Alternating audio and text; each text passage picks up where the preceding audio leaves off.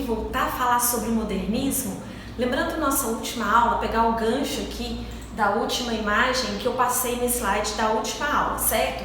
Nós estávamos falando do modernismo e aqui eu mostrei os principais artistas que participaram da Semana de 22, aquela primeira exposição coletiva em que os artistas do modernismo fizeram apresentações de pintura, escultura, dança, música, teatro, enfim, todas as manifestações artísticas. E os principais são Anita Malfatti, Di Cavalcanti, Vitor Brecheret, Oswald de Andrade, Mário de Andrade, entre outros. Mas esses foram os principais. A gente vai começar a falar sobre cada um deles de maneira específica, sobre os seus trabalhos, características dos seus trabalhos e a contribuição que cada um teve para a Semana de 22. Então nós vamos começar com a primeira artista, Anita Malfatti.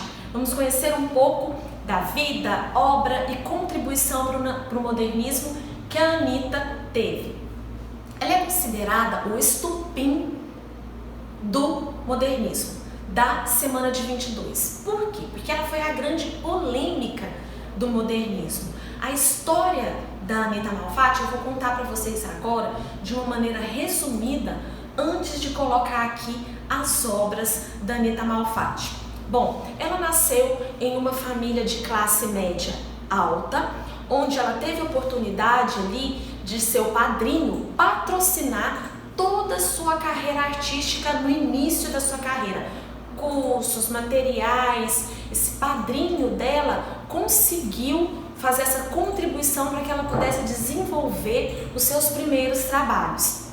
Então a Anita sempre fazia desenhos, ela tinha facilidade para desenhar, para pintar em casa e de repente ela resolveu aprimorar seus estudos e ir para os Estados Unidos fazer aulas de pintura. Então foi aí que seu padrinho entrou com a patrocinação, dando este curso para ela de presente nos Estados Unidos. E a família ficou muito ansiosa, esperando que a Anita Malfatti voltasse com grandes pinturas femininas. Por quê? Nessa época, pessoal, a gente está falando de comecinho do século 20, 1915, 1917, onde as mulheres não seguiam carreiras artísticas de maneira profissional.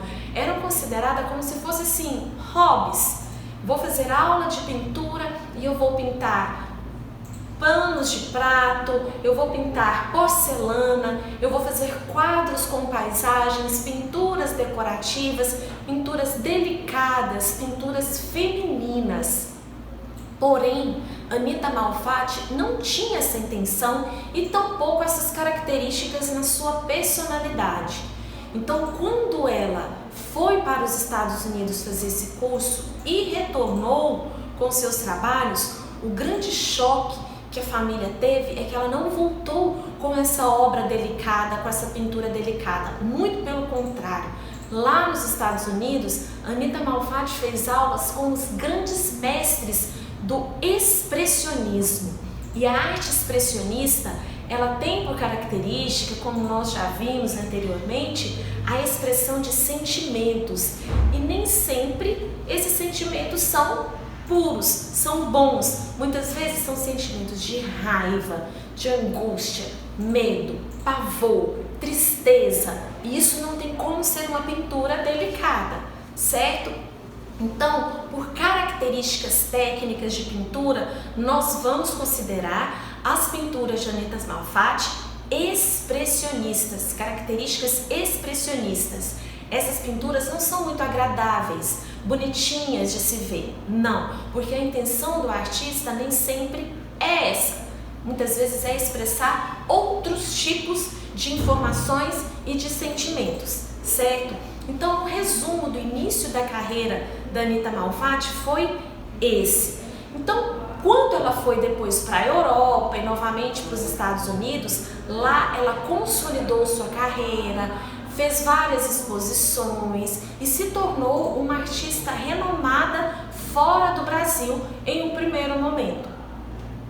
Em 1917, Anita retorna para o Brasil com essa nova arte que ela produziu na Europa e nos Estados Unidos e faz a sua primeira exposição individual.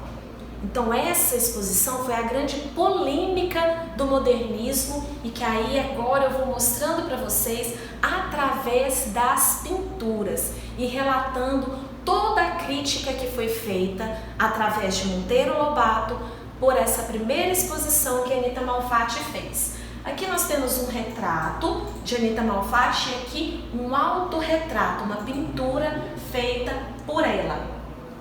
Aqui vem explicando tudo que eu acabei de falar aqui para vocês, que em 1917 ela retorna ao Brasil, faz a sua primeira exposição em São Paulo, até que recebe a crítica de quem? Monteiro Lobato. E ele faz a seguinte citação em seu jornal no dia seguinte, após a exposição de Anita Malfatti. É importante dizer aqui, pessoal, que Monteiro Lobato ele não chegou a ir à exposição de Anita Malfatti, não. Ele ouviu comentários de pessoas que foram, ele ouviu relatos de pessoas, então ele tirou as suas conclusões sobre o trabalho de Anita e fez esse comentário que eu vou já ler para vocês.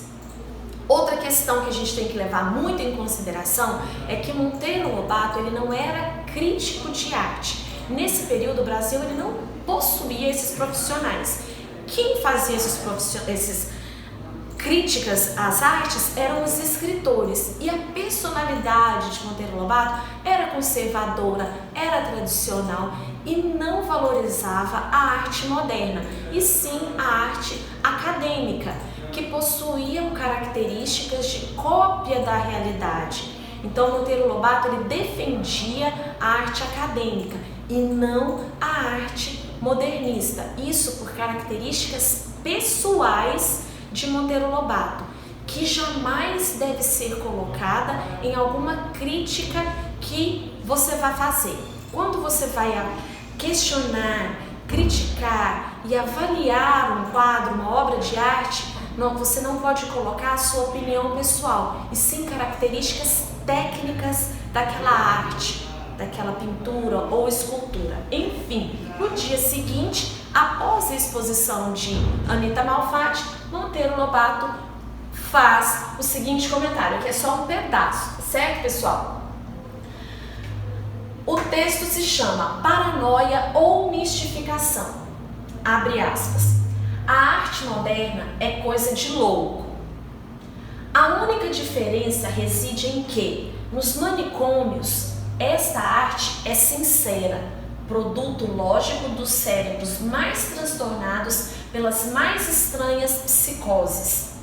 E, fora deles, nas exposições públicas, sabumbadas pela imprensa, não há sinceridade nenhuma, nem nenhuma lógica, sendo mistificação pura, fecha aspas, Monteiro Lobato.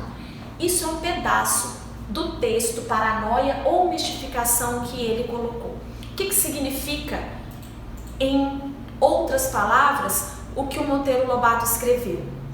Ele considera que a arte moderna é produto de cérebros de pessoas com problemas mentais, considerada pessoas loucas.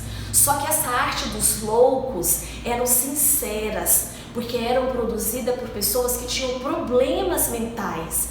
Já os artistas não tinham problemas mentais e produziam artes loucas. Então essa foi a crítica e isso pesou imensamente na carreira de Anita Malfatti. Por quê? Porque o público paulistano acatou a opinião de Monteiro Lobato e passou a criticar também os trabalhos de Anita Malfatti.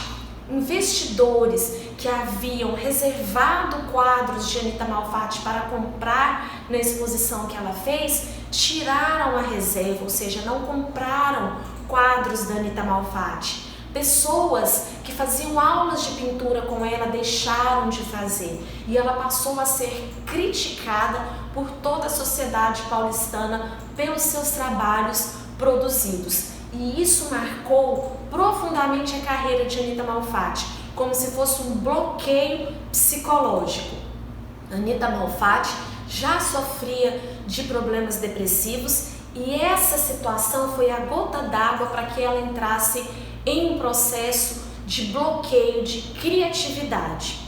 O que marca a carreira de um artista é a criatividade que ele tem para poder fazer quadros originais. E isso acabou com a Anita Malfatti.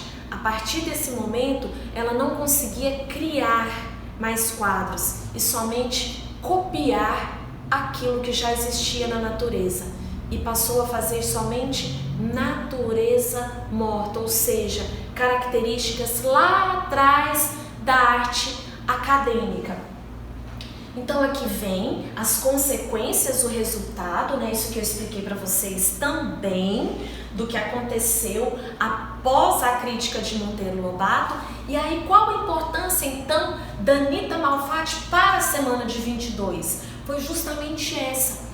Os artistas, todos os outros artistas modernistas que eram amigos de Anita Malfatti se sensibilizaram com toda essa situação psicológica e triste que ela passou. E passou a fazer o quê? Esses artistas a defender a arte moderna, como se fosse um apoio a Anita Malfatti. Então, através dessa crítica, eles organizaram a Semana de 22, que seria a primeira exposição coletiva de todos os artistas modernistas da época, apresentando por fim para o público, não só paulistano, mas para o público brasileiro, o que viria a ser a arte moderna, tá certo? Então essa foi a grande contribuição da Anita Malfatti para o modernismo. Vamos ver aqui, para poder finalizar nossa aula de hoje, alguns trabalhos de Anita Malfatti em sua fase expressionista. Os quadros que tanto polemizaram na época e que Monteiro Lobato tanto criticou. Foram esses quadros aqui que nós estamos vendo, torso, aqui. Aí depois da crítica de Monteiro Lobato, foram esses quadros aqui expressando simplesmente natureza morta. O que é a natureza morta? Flores e frutas montadas em cima de uma mesa. Então Anita Malfatti passou a produzir somente natureza morta.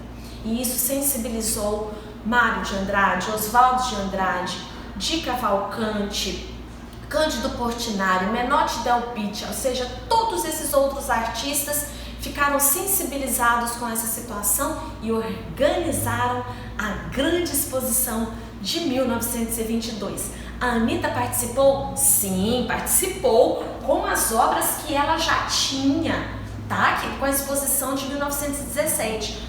Todas essas obras entraram lá nessa exposição. Bom, pessoal, então é isso. Na próxima aula nós vamos ver os trabalhos de Di Cavalcanti e outros artistas também do modernismo, tá joia? Então um grande beijo para vocês, vou me despedindo aqui, fiquem com Deus, se cuidem e até a próxima aula com Di Cavalcanti. Um beijo!